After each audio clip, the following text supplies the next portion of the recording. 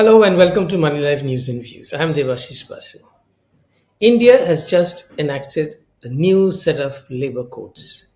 So, four sweeping new laws are meant to replace 29 fusty statutes, and they promise to simplify compliance, broaden social security, and grant firms the flexibility to hire, fire, and grow. But then India has a habit of announcing reforms that look splendid on paper but get bungled on execution. Will the new Labour Code join this proud tradition? The country's recent economic reforms have followed this predictable arc. Ambitious legislation drafted in Delhi, halting implementation in the states, and an eventual outcome far removed from the intent. The Insolvency and Bankruptcy Code IBC, for instance, was intended to be a swift and fearsome mechanism for disciplining errant borrowers. It soon became bogged down in court delays, procedural squabbles, and corruption. Delays in gaming the system look common. The Real Estate Regulatory and Development Act, designed to protect home buyers, dissolved into a patchwork of diluted state-level regulations. Even the Goods and Services Tax, the most dramatic fiscal reform in decades, continues to be a work in progress with complex rules, uneven enforcement, and continual changes in rates. We, of course, know what happened to grandiose social missions like Swachh Bharat and Namami Gange and Smart Cities project. What goes wrong in India when it comes to execution? The first obstacle is India's federalism. Though the codes are central legislation, Labour sits on the concurrent list, meaning states must craft their own rules and do the actual enforcing. In similar other cases, some have been diligent, many have not. Most of them are interested in political theatre rather than regulatory housekeeping. A worker in one state might enjoy benefits unavailable in another. A factory might be regulated differently across state lines. The new codes promise to smoothen these wrinkles, but if states drag their feet or carve out bespoke interpretations, the code will fall far short of its intent. The second problem is capacity and quality of governance. The labour codes assume the existence of digital systems for worker registration, algorithms for risk-based inspections, and administrators capable of handling millions of online compliance filings. The reality is less flattering. India's government machinery, usually poorly trained, badly supervised, and undermined by corruption, cannot enforce even modest regulations, let alone a generational overhaul. Digitization is uneven. Portals often crash under pressure. The Employees Provident Fund organization is causing untold harassment to millions. The IBCs collapsed under the weight of overwhelmed tribunals should have served as a warning. Instead, the Labour Code seemed to have borrowed its ambitions without its lessons.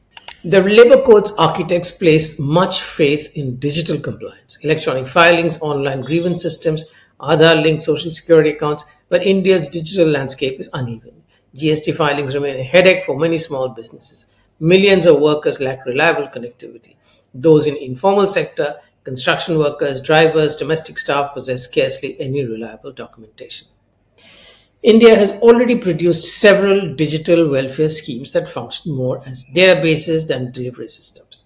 The e-Shram portal for informal workers remains incomplete, riddled with duplicates and missing beneficiaries.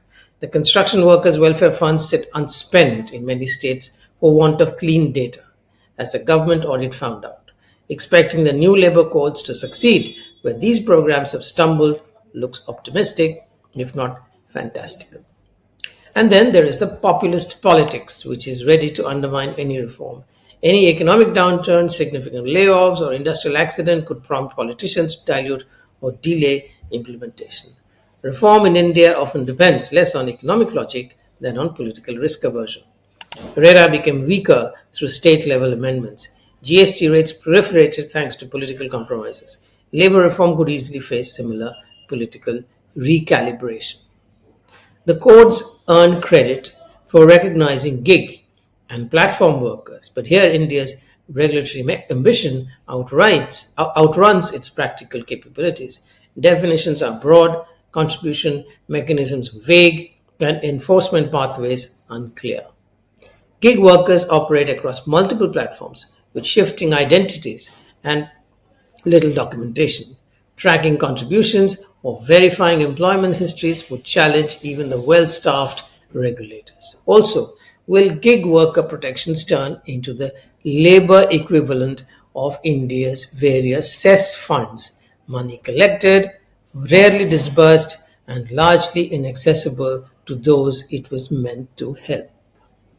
Of course, the labor courts are not doomed. India's reforms rarely fail outright. Rather, they succeed in bits, stumble in others, and settle into an untidy, middling equilibrium. GST merely became overcomplicated. IBC became slow and uneven.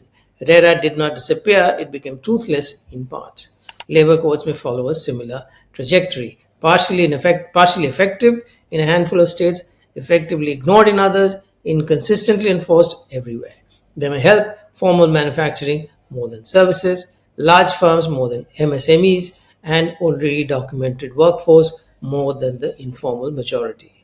A successful modern labor regulation requires vast quantities of reliable data on employment, earnings, safety, benefits, and compliance. Countries like Japan and South Korea operate such systems with clinical efficiency. In India, statistics are patchy, administrative records inconsistent, surveys infrequent. The courts assume that a data regime that India has not built. IBC's tribunals struggle partly because the government lacked a sharp focus on outcomes and failed to make timely and determined interventions when they vastly deviated from expectations. The problem started with wrong appointments. RERA's enforcement remains patchy across states. Labor reform, which depends on tracking millions of workers and firms, demands an even higher standards of enforcement.